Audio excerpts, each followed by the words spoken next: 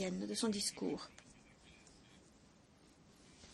Je donne maintenant la parole à son Excellence, M. Thongloun Sisolis, vice-premier ministre et ministre des Affaires étrangères de la République démocratique populaire Laos.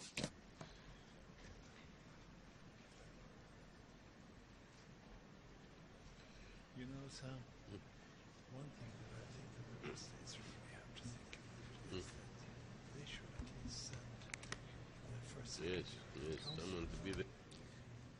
ท่านประธานตั้งหน้าให้รัฐบาลสาธารณรัฐประชาธิปไตยประชาชนลาวข้าพเจ้าขอ Monsieur le Président, au nom du gouvernement de la République démocratique populaire Laos, je voudrais adresser mes sincères félicitations à son Excellence, M. Sam Karamba Kutesa de la République de l'Ouganda, à l'occasion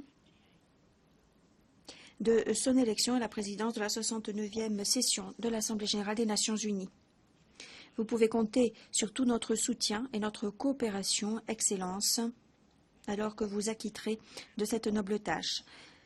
Je voudrais par ailleurs adresser mes sincères félicitations à son Excellence, M. John Ash, qui s'est acquitté de main de maître de ses tâches de président à la 68e session de l'Assemblée générale. Monsieur le Président, il nous reste un peu plus de 450 jours à peine pour mettre en œuvre des objectifs de développement durable. Certes, de nombreux pays ont réalisé des progrès considérables et pourront atteindre les OMD. Mais d'autres pays, tels que les PMA, n'ont enregistré que des progrès très lents et se heurtent à de multiples difficultés pour atteindre ces objectifs dans les temps. De surcroît, des situations internationales et régionales complexes, telles que les conflits armés, l'instabilité politique, des pandémies, la dégradation de l'environnement, entre autres, ont inévitablement entraver plus encore les efforts déployés par ces pays pour atteindre les OMD. Dans ce contexte, compte tenu de l'expérience passée, il est manifeste que le développement socio-économique n'est possible dans un pays que si des conditions propices, durables et sûres sont réunies. Ce n'est qu'alors que nous pouvons déployer les efforts requis et mobiliser notre potentiel et les ressources disponibles dans le pays en faveur du développement, et ce, de la façon la plus durable et efficace qui soit. Monsieur le Président, ces 39 dernières années, depuis la fin de la guerre, la République démocratique populaire Laos n'a ménagé aucun effort pour promouvoir le développement national. D'abord en pensant les plaies de la guerre et ensuite en élaborant et mettant en œuvre des plans de développement économique et socio-économique nationaux. 7 plans quinquennaux de ce type ont ainsi été lancés sur la base de la politique de renouvellement mise en œuvre par le Parti révolutionnaire populaire Laos. Toutes les réalisations engrangées durant chaque période sont le fruit des enseignements tirés de notre expérience, le résultat des activités de développement entreprise et de l'adaptation aux conditions spécifiques au niveau national et international. Les enseignements tirés de l'expérience des pays voisins et plus éloignés sont également des atouts très précieux. Par conséquent, nous voudrions remercier sincèrement tous les pays voisins qui ont fait part de leurs connaissances et de leur expérience, bonnes et mauvaises, durant chacune de ces périodes. Monsieur le Président, l'examen à mi-parcours de la mise en œuvre de notre 7e plan national socio-économique quinquennal a montré que la République démocratique populaire Laos a enregistré des progrès considérables dans de nombreux domaines, notamment pour maintenir une croissance économique stable, ainsi que la stabilité politique et l'ordre social, tout en veillant à ce que tous les groupes ethniques puissent jouir de leurs droits légitimes, vivre dans la liberté et participer activement au développement national. Tout ceci a permis de jeter des bases solides pour que notre pays avance sur la voie de la réalisation de son objectif ultime, à savoir le passage à la catégorie supérieure pour ne plus être un pays moins avancé d'ici à 2020. Ces réalisations ont été possibles non seulement grâce aux efforts déployés au niveau national, mais également grâce au soutien et à la coopération offerte par les pays voisins, les partenaires par d'autres pays amis, les partenaires au développement, y compris les organisations internationales, en particulier le système des Nations Unies. Toutefois, notre pays a également pâti de la crise économique et financière internationale ces dernières années. Une crise qui a largement entravé le développement économique de notre pays, ainsi que la mise en œuvre de différents objectifs de développement. À cet égard, notre gouvernement a pris des mesures opportunes pour stabiliser notre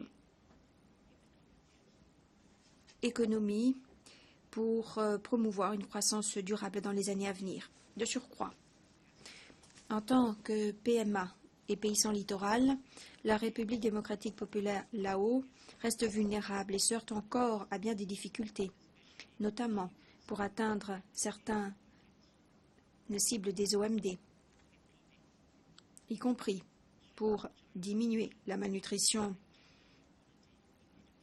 chez les enfants, pour garantir l'égalité entre hommes et femmes dans l'éducation, pour réduire la mortalité maternelle et infantile, pour diminuer les conséquences des engins non explosés largués pendant la guerre. Compte tenu de l'importance de lutter contre les conséquences de ces engins non explosés, notre pays a adopté un OMD localisé pour améliorer la situation, et ce dans le cadre de notre objectif 9. Cela reste une tâche herculéenne, étant donné que c'est un effort qui entrave le développement national de notre pays. C'est un effort qui mobilise des ressources qui pourraient être utilisées pour la lutte contre la pauvreté. Nous sommes donc un des pays qui avons lancé le processus de la Convention d'Oslo sur les armes à sous-munitions, et la mise en œuvre pleine et entière de la Convention revêt une importance fondamentale. Cela entraînera l'interdiction totale de l'utilisation et de la mise au point du transfert des armes à sous-munitions. À cet égard, nous saisissons cette occasion pour féliciter Saint Kitts et Nevis, Belize et la République du Congo d'avoir ratifié la Convention d'Oslo, ce qui fait que nous avons désormais 86 États signataires. Nous espérons que d'autres pays feront de même. Monsieur le Président, nous partageons les préoccupations exprimées par d'autres face à l'escalade des conflits armés dans différentes régions du monde. Ceci constitue une menace grandissante pour la communauté internationale. Dans ce cadre, nous enjoignons toutes les parties concernées à faire montre de la plus grande retenue. Nous les engageons à éviter de prendre des mesures qui causeront des destructions de biens et des pertes humaines parmi les innocents. Ce n'est qu'en essayant de remédier au conflit par la voie pacifique que nous pourrons rétablir la confiance mutuelle. Les ressentiments et l'hostilité entraînent une montée de la violence et le recours à la force, ce qui entraîne des pertes en vie humaine, des destructions de biens, et ce qui sème la douleur et la souffrance parmi les innocents. En cette époque marquée par l'interdépendance, la coopération est un facteur clé pour la coexistence. Nous pensons également au peuple palestinien. Nous espérons que la question de la Palestine sera réglée de façon pacifique.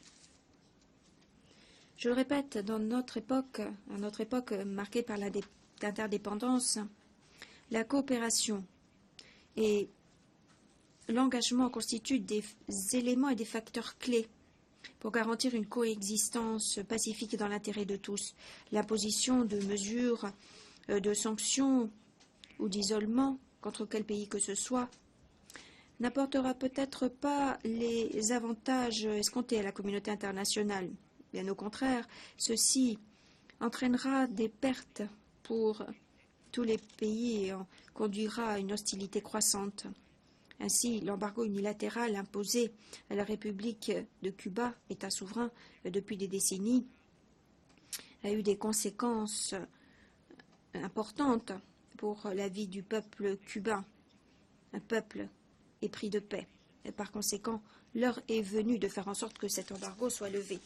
Monsieur le Président, dans cet environnement mondial fort complexe, les Nations Unies, la seule organisation universelle sous l'égide du secrétaire général M. Ban Ki-moon, ont déployé sans relâche des efforts pour essayer de résoudre les questions difficiles susmentionnées, pour promouvoir la coopération en faveur du développement durable, pour éliminer la pauvreté et pour maintenir la paix, préserver la stabilité et la sécurité de par le monde. Je voudrais saisir cette occasion pour adresser mes félicitations au secrétaire général des Nations Unies pour les différentes initiatives qu'il a lancées pour remédier aux problèmes qui nous concernent tous. Je le félicite en particulier d'avoir pris l'initiative d'organiser le sommet sur le climat il y a quelques jours.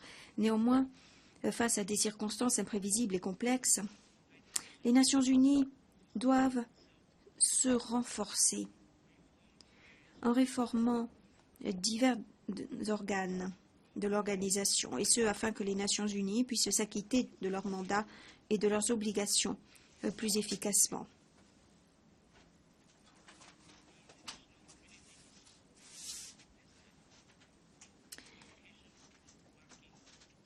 La communauté internationale espère qu'à l'occasion de la commémoration du 70e anniversaire de la création de l'organisation l'an prochain,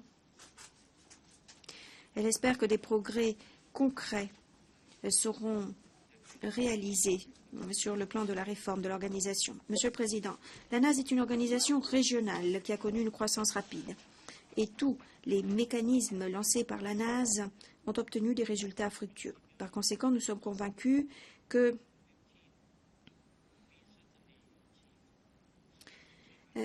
en 2015, nous allons pouvoir construire plus encore notre communauté pour que la NAS devienne un marché unique et une base de production à la compétitivité accrue, ce qui nous permettra de promouvoir les échanges et les investissements dans la région et entre la NAS et les partenaires extérieurs. La NAS est en train d'élaborer sa vision pour l'après 2015, qui a pour objet de renforcer la NAS, de consolider notre unité tout en promouvant la paix et la sécurité dans la région et au-delà. Nous espérons à cet égard que la communauté internationale continuera à appuyer la mise en œuvre de cette vision pour l'après 2015 et appuiera la présidence de la NAS assumée par la République démocratique populaire Lao en 2016, une fois que la NAS sera devenue une communauté.